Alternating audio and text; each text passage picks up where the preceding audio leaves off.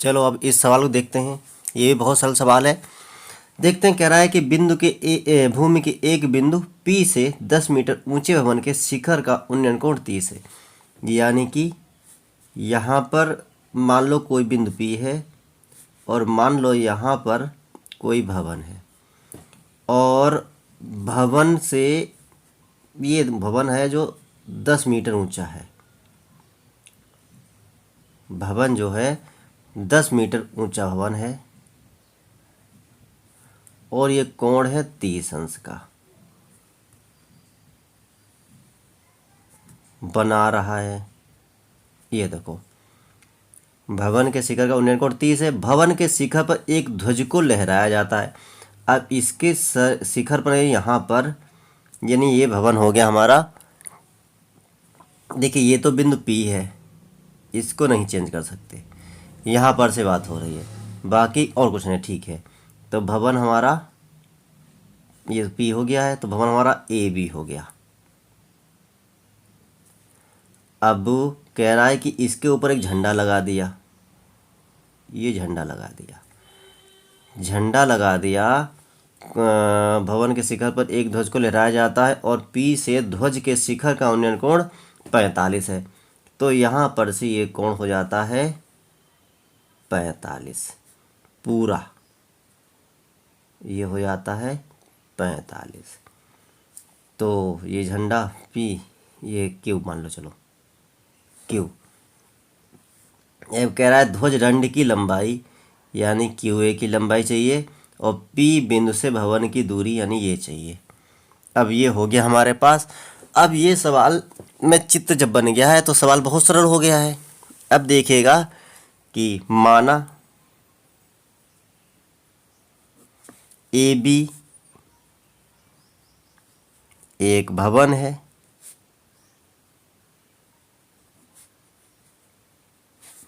जिसकी ऊंचाई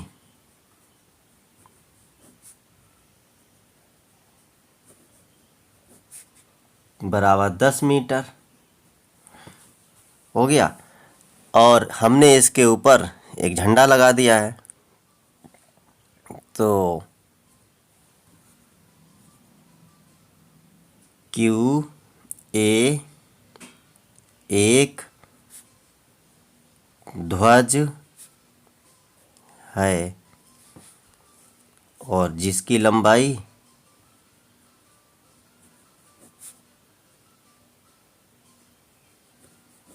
बराबर x मीटर, ये x मीटर मान ली हमने। बिंदु P से भवन के शिखर का उन्नयन कोण 30 है तथा ध्वज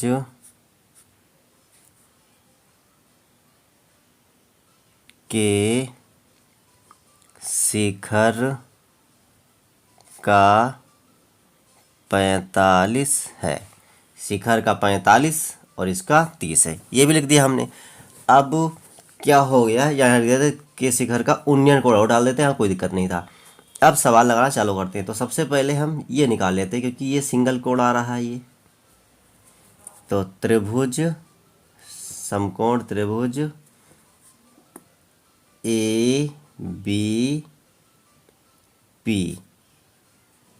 में तो 10 30 अंश बराबर लंब, यानी कि AB बटे आधार PB, तो ये होता है 1/√3 बराबर AB है 10 और PB हमारे पास है, इसको हमने बाई मान लिया। अच्छा हाँ, बाई मान लो।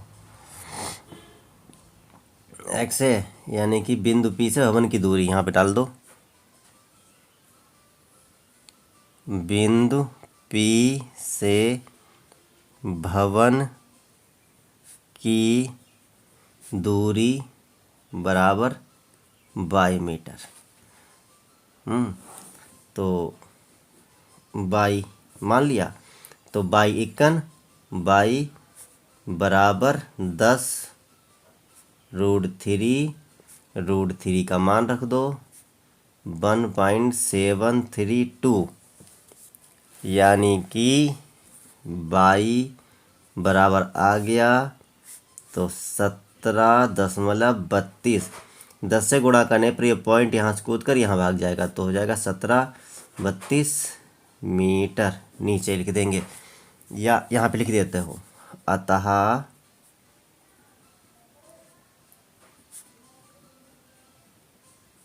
बिंदु P से भवन की दूरी y बराबर 17.32 मीटर। एक ये हो गया, इतना लिख दिया। अब लिखो पुनः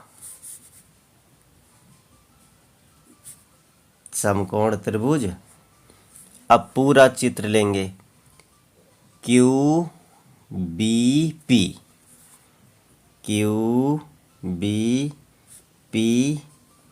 में। अब यह है 10 45 अंश आएगा, तो 10 45 अंश बराबर QB बटे में लंब बटे आधार PB। अब हमारा लगा दो मान। QB को हम लिख सकते हैं QA + AB और अपान में PB है। ये चित्र से तोड़ दिया है, क्योंकि चित्र बीच में देखो ये है QA + AB, इसलिए यहीं से हमने तोड़ दिया है QA + AB। अब इसको हल कर लेते हैं। तो ये मान होता है 10 मान होता है 1 बराबर QA का मान तो है पता नहीं, यानी x मान रखा है हमने, प्लस AB का मान 10 है, और PB का मान हमने अभी निकाला। PB को 22 माना था और 22 का मान निकल के हमारा ये आ गया है 17.32। इसकी गुणा कर देंगे तिरछी, तो 17.32 बराबर x + 10।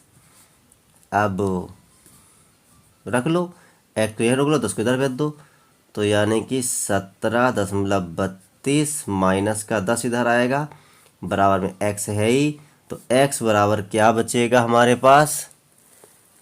ये 10 जब गायब हो जाएगा तो 17 में से 10 गया तो 7.32 इतना आ गया है। तो आखिर ये हमारी क्या आ गई है कि झंडे की लंबाई आ गई है। अतः ध्वज दंड की लंबाई x बराबर 7.32 मीटर था। असल सवाल तो कैसा लगा? अच्छा लगा हो तो लाइक शेयर कमेंट करें। फिर मिलते हैं अगले वीडियो।